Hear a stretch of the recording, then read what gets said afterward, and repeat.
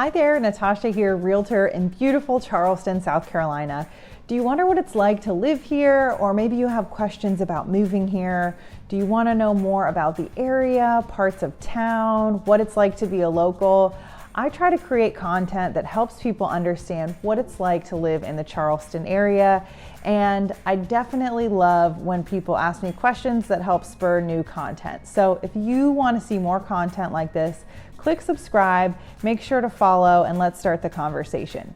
So today I'm going to be talking about the 5 things you need to know when moving to the Charleston area. You could see them as 5 steps. So when you get started and you think, gosh, I want to live in South Carolina, I want to live at the beach, what are the 5 things you need to know to get that process started? Let's jump into them together right now.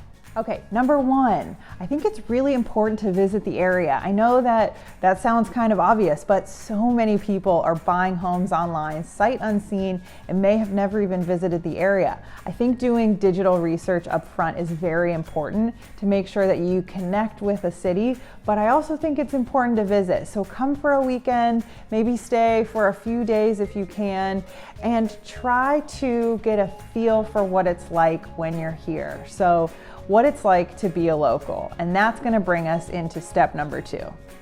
Okay, step 2, when you're here in town, I think it's really important to connect with somebody that's local, whether that's a trusted friend that might live in the area, a real estate professional, or maybe it's a mutual friend that you've connected with through social. I think it's really important to sit down, grab a cup of coffee or a cocktail, and talk about the challenges and the excitement of living in the Charleston area.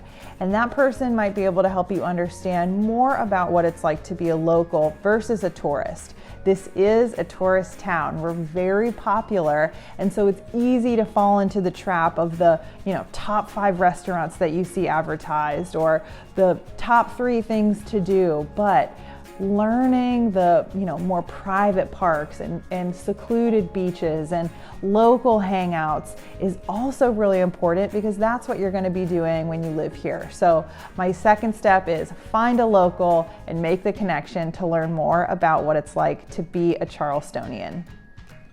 Okay, number 3. So you've gotten your boots on the ground, you've connected with a local. Now it's important to start to dig in and figure out a part of town. So we have beautiful suburbs, we have gorgeous rural areas, we have beach communities, we have, of course, downtown living and walkability. What is important to you? And I think having that local connection is important, but also maybe finding someone that can give you like a little bullet point tour for you to drive around and explore areas on your own. I love sending people on a tour when it's just their first kind of foray into visiting Charleston. Maybe they eat breakfast in one part of town, make their way through, grab lunch somewhere else, a little beach walk, learn about different parts of town. If schools and points of interest are important to you, doing that research up front as well. So when you are here, exploring different parts of town is definitely an important step so that you can know what area you connect with the most.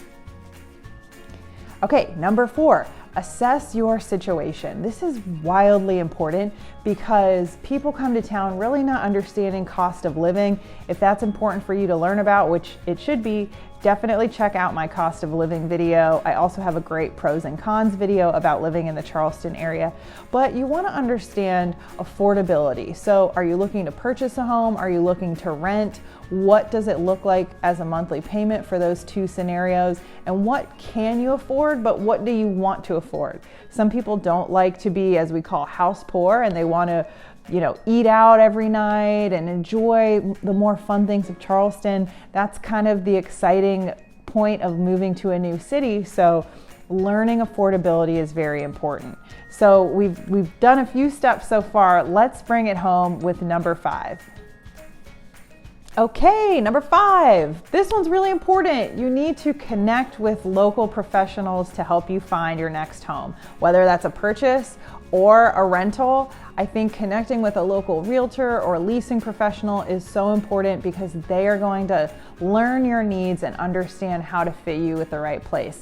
And maybe you're doing FaceTime showings or showings out of state once you've gone back home. It's important to have somebody that you trust on this end to do the smell test even. You know, walk into a house, what does it smell like? That's not something you can necessarily see online. So pictures only get us so far, and then you definitely want boots on the ground. Now, if you can be here to tour, I think that's even better. You can learn more about communities and neighborhoods. You can see what's in the area, from rec centers to restaurants to schools, and all of those things become very important. So having a local professional to help you is huge. And I would love to help if you are considering moving to the Charleston area. I also have a great list of vendors if you're looking for moving companies and, you know, you name it, fill in the blank. I'm happy to help. So I hope those 5 steps with moving to the Charleston area were helpful for you. Thank you so much for watching. Again, if you like content like this, definitely subscribe and we will chat soon. Thanks. Have a great day.